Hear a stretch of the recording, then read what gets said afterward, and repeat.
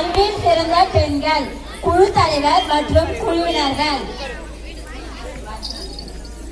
அனைவருக்கும் இனிய குடியரசு தின விழா நல்வாழ்த்துக்கள். என்று சொல்லியே வந்தருவாய் தமிழ் மகளே, வந்தருவாய் தமிழ் மகளே. அக்கா என்னக்கா நீங்க எதை பத்தி பாட போறோம்? நாடும் தாய்தான், நகரும் நதியும் தாய்தான், மொழியும் தாய்தான், சுழலும் புவியும் தாய்தான். வீடிகை போடாம செய்திக்கு வாங்கக்கா. இப்படி எல்லாத்தையும் பெண்ணாக பார்க்குவானுங்க. நம்ம எல்லாரும் வீட்டில் இருக்கும் பெண்ணை மதிக்கிறோமா? அக்கா மதிக்க என்ன இருக்கு? எல்லார் வீட்டிலும் இப்படித்தானே. சரி, இதுவே ஒரு பெண் ஆட்சியர் வந்தா என்ன செய்வ? என்னக்கா கேள்வி இது? உடனே எழுந்து நின்று வணக்கம் சொல்வேன். அப்போ ஒரு பெண் படிச்சு பெரிய பதவிக்கு வரும்போது தானா மரியாதை வருதுல. அதான் இன்னைக்கு பெண் கல்வியின் அவசியத்தை பத்தியும் கல்வியில் சிறந்த பெண்களை பத்தியும் பாடப்போம். படிக்க வேண்டும் பெண்ணே பெண்ணே, அப்பதான் பால் முழுதும் போற்றிடும் கண்ணே. சுயமாக சிந்திக்கும் கல்வி, சொந்த காலில் நின்றிட உதவும் கல்வி. படிக்க வேண்டும் பெண்ணே பெண்ணே, அப்பதான் பால் முழுதும் போற்றிடும் கண்ணே. அக்கா எனக்கு ஒரு சின்ன ஐயோ, அந்த காலத்துல எந்த பெண்களை படிக்க வச்சாங்க? அப்பெல்லாம் நாடு நல்லா இல்லையா அக்கா? உனக்கு விவரம் பத்தாது, சொல்றேன் கேட்டுக்கோ. பாட்டும் தொகையும் உருவான காலம், கூட்டு தமிழ் உணர்வு உயர்ந்திருந்த காலம், சங்க காலம் அது சங்க காலம். ஔவை குயத்தியும் கண்ணியும் கொவ்வை தமிழை கொண்டு பாடிய மாசாதியும் இருந்த காலம், அந்த காலம் சங்க காலம். ஓஹோ, சங்க காலத்தில் பெண்பால் புலவர்கள் பல இருந்ததாக சொல்றீங்களா அக்கா? மேலே சொல்லுங்க, நானும் தெரிஞ்சுக்கணும், நம்ம மக்களும் தெரிஞ்சு நடந்துக்கட்டும். பெண்பால் புலவர்கள் வந்தாங்க, பெண் உணர்வை பாடல் தந்தாங்க, தூது போனாங்க, துயரை தீர்த்தாங்க, போதும் தமிழானே உயர்வை பெற்றாங்க. படித்த பெண்களுக்கு கிடைச்ச பெருமை சொல்லுங்கக்கா. சமண மதமும் புத்த மதமும் வளர்ந்த காலத்திலே மாதவி மகள் மணிமேகலை கல்வி கற்ற பெண்ணாக இருந்தாங்க. இன்னும் வேற யாரெல்லாம் படிச்சு பெருமை எடுத்தாங்க அக்கா? பக்தி இயக்கம் வளர்ந்த காலத்தில் காரைக்கால் அம்மையார், ஆண்டாள் முதலிய பெண்கள் தம் இறைவனுக்கு பாமாலை சூட்டினாங்க. ஆமாக்கா, நானும் கேள்விப்பட்டிருக்கேன். ஆனா திரும்பவும் எனக்கு ஒரு சந்தேகம். இவ்வளவு பெண்கள் படிச்சிருந்த நம்ம நாட்டுல ஏன் சில நூற்றாண்டுகளா பெண்ணடிமை தானே வந்துச்சு? நாட்டின் முதல் பெண் ஆசிரியர் யாருன்னு தெரியுமா? அக்கா, சாவித்ரிபாய் அவங்க தான். ஆமா, 1848ஆம் ஆண்டு பெண்களுக்காக தொடங்கப்பட்ட பள்ளியில் முதல் பெண் ஆசிரியராக பணிபுரிந்தார். பெண்ணும் இயற்கை படைப்பினிலே சமம் என்று நினைச்சாங்க முன்னோர்கள். சரியாக வாழ்ந்தாங்க முன்னோர்கள்.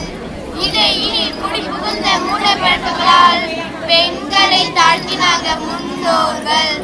பெண்களை தாழ்த்தினாங்க முன்னோர்கள். சமத்துவத்தை அடியோடு வீழ்த்தினாங்க. வீட்டோடு இருக்கணும்னு சாடினாங்க. பெண்கள் வீட்டோடு இருக்கணும்னு சாடினாங்க. இது சரியக்கா. இன்று பெண்கள் எல்லாம் படிச்சு உயர்ந்த பதவி பெற்று நாட்டை ஆள்றாங்க. இந்த நிலை எப்படிக்கா வந்தது? அது ஒரு நூற்றாண்டு கால வரலாறு. இந்த நிலையை அடைய அவங்க பட்ட பாடு சொல்லி முடியாது. விரிவாக சொல்லுங்கக்கா. அடுப்பூதும் பெண்ணிற்கு படிப்பதற்கு என்று ஆணவமாக கேட்டவங்க மத்தியிலே தமிழகத்தின் முதல் பெண் மருத்துவராய் சாதனை படைச்சாங்க முத்துலட்சுமி. ஆமா, முத்துலட்சுமி. அடடா, என்ன அருமையான செய்தி. அவர்களைப் போலவே மூவலூர் ராமாமிர்தன் அம்மையாரும் நல்லா படிச்சவங்க. சமூக சேவைக்காக இருந்து பெண்களின் முன்னேற்றத்திற்கு பாடுபட்டாங்க.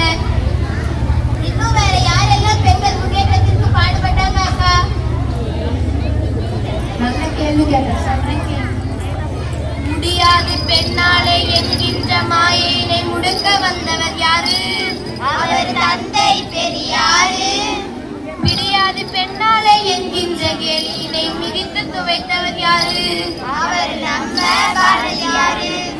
பெண்ணடிமைக்கு இருவரை மண்ணடிமைக்கு இருமன இடி முழக்கம் செய்தவர் யாரு? அவர் பாரதிதாசனாரு. மத்திய மாநில அரசுகள் பெண் கல்விக்காக என்ன செய்தனாக்கா? அதை சொல்லாம விடுவானப்பா. கற்க வேண்டும், பெண்கள் கற்க வேண்டும், கற்பதனால் நம் நாட்டினிலே இயங்கும். பெண்கள் பள்ளிகள் திறந்தார்கள், பெண்கள் கல்வி கற்று உயர்ந்தார்கள். கற்க வேண்டும், பெண்கள் கற்க வேண்டும், கற்பதனால் நம் நாட்டினிலே இயங்கும். நமது தமிழ்நாடு அரசு நல்ல திட்டங்களை தந்திருக்குதக்கா? ஆமா ஆமா, அரசு திட்டங்கள் மட்டுமல்ல, தனிநபர் பங்களிப்பும் இருக்கு. பெண் கல்வியின் அவசியத்தை வலியுறுத்தி அதற்காக போராடிய வீரச்சிந்து மலாலா நோபல் பரிசு வாங்கினது தெரியுமா? பாகிஸ்தானில் பெண் கல்வி வேண்டுமென போராட்ட களத்தில் இறங்கிய போது மலாலாவின் வயது என்ன தெரியுமா? 20 வயசு இருக்குமாக்கா?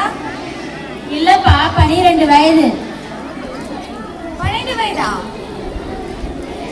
ஆமாக்கா, நான் கூட கேள்விப்பட்டிருக்கேன். இத்தனை போராட்டங்களுக்கு பிறகுதான் இன்று பெண்கள் அதிகமாக கல்வி கற்று வராங்க. உயர்கல்வி கற்று எல்லா துறைகளிலும் பணியாற்றி திறமையாக செயல்படுகிறாங்க. தமிழகத்தில் முதல் பெண் மருத்துவர் யாருன்னு தெரியுமா? தமிழகத்தின் முதல் பெண் மருத்துவர் டாக்டர் முத்துலட்சுமி அம்மையார் அவங்க தானே அக்கா? தேவதாசி முறை, பெண்களுக்கு சொத்துரிமை வழங்கும் சட்டம், குழந்தை திருமண தடை சட்டம், இருதார குழந்தை திருமண தடை சட்டம் ஆகியவை நிறைவேற துணை நின்றவர். சென்னை அடையாற்றில் 1930 அவை இல்லமும் 1952 புற்றுநோய் மருத்துவமனையும் நிறுவினார். எவ்வளவு பெரிய செய்தி அக்கா! என்னக்கா நீங்க சொன்னதை கேட்டுட்டே இருந்ததால நேரம் போனதே தெரியல. சரி சரி, அப்படின்னா மங்களம் பாடிடுவோமா? வாழியவே பெண்மை வாழியவே, வளமான பெண் கல்வி வாழியவே, சமத்துவம் வாழியவே, புவிவளம் பெறவே வாழியவே, புதிய உலகம் நலம் பெறவே. ஆமா, புதிய உலகம் நலம் பெறவே. வாழிய வாழிய வாழிய பெண்மை வாழியவே.